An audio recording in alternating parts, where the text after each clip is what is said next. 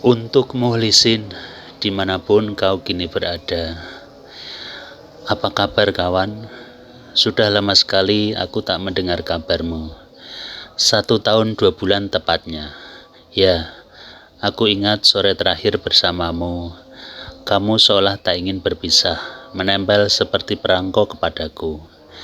Kamu berkata bahwa jika kita berpisah, mungkin kau akan gila. Atau paling tidak, kau akan bersedih selama 3 bulan. Dalam hatiku, aku sudah berkata, Pret. Ternyata betul, baru 1 minggu kau berkata begitu, aku sudah mendapati kau bersama pemuda lain. Doni nama pria itu. Aku memergoki kamu sedang nginep di penginapan yang murah sekali. Terus, setelah kutanya, mula-mula kamu mengaku bahwa kamu dan Doni hanya teman biasa. Tapi beberapa hari kemudian, aku melihat lagi kamu dengan Doni. Di depan gedung bioskop, tangan kamu melingkar di pundak Doni. Kau pikir aku bisa dibohongi, padahal aku membuntuti kalian sampai di dalam gedung bioskop.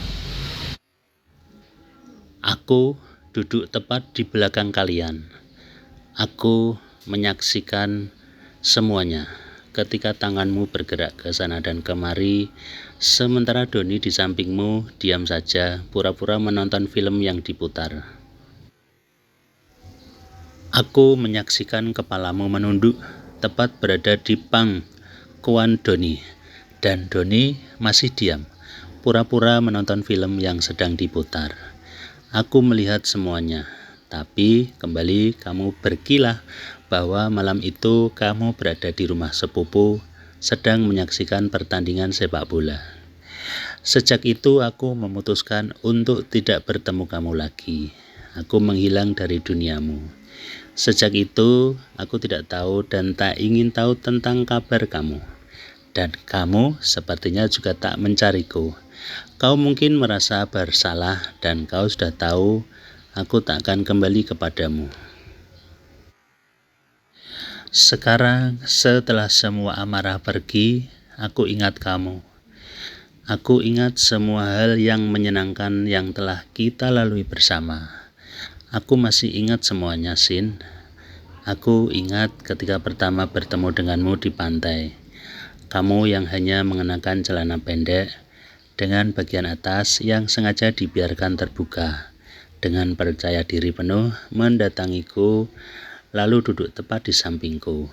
Seolah memang kamu sudah tahu bahwa aku ini lelaki home pimpa. Dulu dan sampai sekarang pun, aku juga tak yakin bahwa kamu juga pelangi-pelangi alangkah indahmu.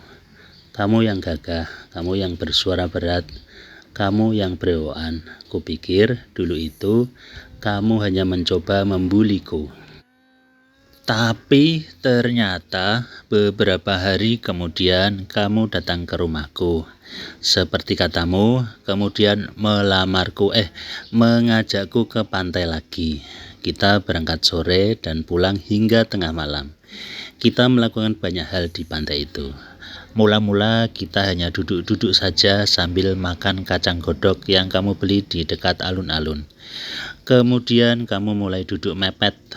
Kemudian tangan kamu mulai melingkar di leherku. Kemudian jemarimu mulai berjalan ke sana dan kemari. Kemudian acara makan kacang godok pun berhenti total. Sebab mulutmu sibuk dengan yang lain. Pun demikian denganku. Saat itu kamu membawaku terbang ke angkasa melewati awan-awan. Setelah itu kita menjadi sering bertemu. Padahal kita beda kota loh. Kamu Demak, aku Semarang, dan beda pekerjaan. Kamu debt collector, aku pengangguran. Sampai akhirnya aku memutuskan untuk ikut kerja denganmu di Demak. Tapi kita beda kos. Takut digeruduk warga. Padahal enggak juga sih. Kan kita sama-sama laki-laki. Orang-orang pasti mengira kita bestie. Tapi alasan kamu agar cari tempat sendiri-sendiri adalah biar gak bosan. Dan anehnya aku manut saja. Tak taunya kamu juga punya Doni. Sin, aku ingat kata-katamu dulu, bahwa orang-orang seperti kita ini tak akan menemukan cinta. Kita ini cuma segelintir orang yang ditakdirkan untuk kesepian. Kita bertemu sebentar, terus hohe-hohe sebentar, kemudian di lain hari kita menemukan orang lain, lalu hore-hore lagi, dan begitulah seterusnya. Sampai Mas Adam, suaminya Mbak Inul, mencukur habis kumisnya. Dan bisa jadi kamu benar, Sin. Setelah aku menjauh dari kehidupan kamu, aku juga bertemu orang sepertimu. Atau mungkin Tuhan memang selalu memberi jalan untuk kita-kita ini agar saling bertemu, agar hidup kita tak terlalu sepi. Muhlisin yang ganteng, tentu kamu juga bertemu pria lain kan selain aku dan Doni? Aku pernah, Sin, beberapa kali. Salah satunya pria dari Karimun, namanya Haris, lebih tua dari aku, lebih ganteng dan lebih berduit. Pertemuan pertama aku langsung dibawa ke rumahnya dan terjadi senam sehat malam-malam sampai berkeringat. Tapi detik itu juga aku langsung memberikan talak 5 kepada Haris. Pentungan satpamnya seukuran sumpritan tukang parkir di pasar.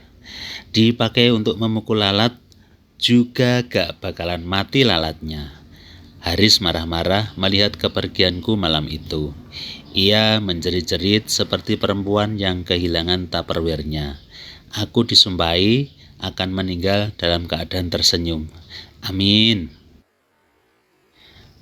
Aku sekarang sudah punya pekerjaan, Sin. Aku sudah bisa membeli mobil sekarang. Aku punya anak buah. Kalau kamu hanya menjadi debt collector seumur hidup kamu, maaf, aku harus berkata, kasihan deh lo. Kamu tahu, aku juga berharap bisa bertemu Doni, pacarmu itu. Kemudian kita akan membicarakan tentang kamu, tentang hal-hal buruk yang ada pada dirimu. Semuanya, tentang dirimu yang sering makan bakwan 3 di warung, tapi bilang 1 ke penjualnya. Tentang kebiasaan buruk kamu yang bisa 1 jam di dalam kamar mandi. Dan kami juga akan membicarakan hal-hal baik tentang dirimu sambil tertawa-tawa.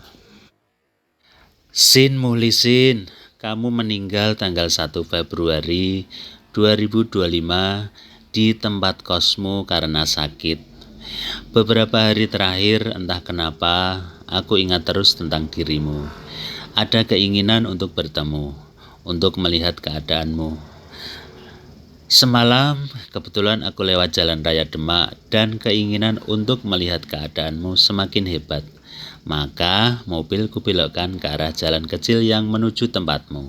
Dan kabar yang kudengar benar-benar mengejutkan diriku. Sekarang aku berada di samping batu nisanmu, memandang gundukan tanah merah yang masih tampak baru. Sin Muhlisin, apakah kamu baik-baik saja di alam sana? Semoga begitu, Sin. Semoga dosa-dosa yang pernah kamu lakukan dapat ampunan. Kelak aku juga akan menyusulkan. Kita tak mungkin kan hidup selamanya. Andai saja ada kehidupan kedua, semoga kamu tidak jadi lelaki hompimpa lagi, Sin. Sebab aku sudah merasakan kehidupan itu. Banyak tidak enaknya. Berhubungan harus sembunyi-sembunyi, gunjingan muncul di sana-sini. Orang tua akan mengutuk kita. Teman-teman akan mengucilkan kita. Kita membuat komunitas tapi juga rahasia atau disamarkan. Misalnya bapak-bapak kumis se-Indonesia atau apalagi. Kalau nanti aku meninggoy dan ada kehidupan kedua, aku berharap bisa menjadi kucingnya Pak Prabowo. Enak semuanya, nggak ada sedihnya, hidup singkat tapi senang terus. Makan enak, tidur nyenyak. Tidak mikir cicilan, mau buang kotoran ada tempatnya, tinggal jongkok, kemudian ada orang yang membuang kotoran kita. Semua orang menyayangi kita, mengelus-elus, wajah-wajah tersenyum. Tidak ada yang iri meskipun kita hidup enak terus. Kalau jadi manusia, hidup enak dikit saja, banyak yang iri dan dengki. Iya kan? Begitu saja ya Sin, aku pamit. Aku mau melanjutkan perjalanan hidupku untuk mencetak dosa lagi, untuk membuat kesalahan-kesalahan, kemudian memperbaikinya lagi, untuk membuat rencana-rencana lagi, untuk bertemu seseorang seperti kamu lagi. Banyak sekali Sin jadwal hidupku, sampai kemudian Tuhan berkata, "Wes nang, ayo mulih." Dan jika saat itu tiba, mudah-mudahan kita akan bertemu lagi. Dan mudah-mudahan kita masih bisa saling mengenal lagi. Ikan hiu minum bensin. I love you full, Mulisin. Aku tinggalkan sesuatu di makam kamu ini, Sin. Semoga di lain waktu aku bisa menemui kamu lagi di sini. Dan aku akan bercerita banyak tentang kehidupanku setelah kepergianmu.